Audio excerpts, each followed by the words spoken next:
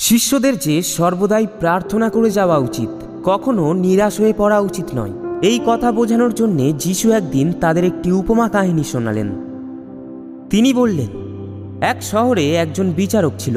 সে ঈশ্বরকেও ভয় করত না আর মানুষকেও গ্রাহ্য করত না। সেই শহরে ছিল একজন বিধবা। সে ওই বিচারকের কাছে বারবার এসে বলতো, প্রতিপক্ষ আমার প্রতি যে অন্যায় করেছে আপনি তার সুবিচার করুন।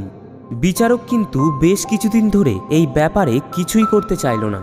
তবে শেষে মনে মনে সে ভাবতে লাগলো, ঈশ্বরকে তো আমি ভয় করি না, মানুষকেও গ্রাহ্য করি না, তবুও ওই বিধবা মেয়েটা আমাকে যখন এতই বিরক্ত করছে, তখন আমি না হয় দেখব যাতে ও সুবিচার পায়, নইলে আমার সঙ্গে দেখা করতে করতে শেষে ও আমাকে একেবারে নাকালে করে ছাড়বে।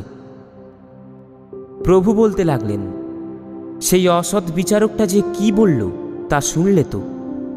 সুতরাং যারা ঈশ্বরের মনোনীত জন, যারা দিনরাত তাকে ডাকে, তিনি কি তাদের সুবিচার করবেন না? তাদের সাহায্য করতে তিনি কি অযথাই দেরি করবেন?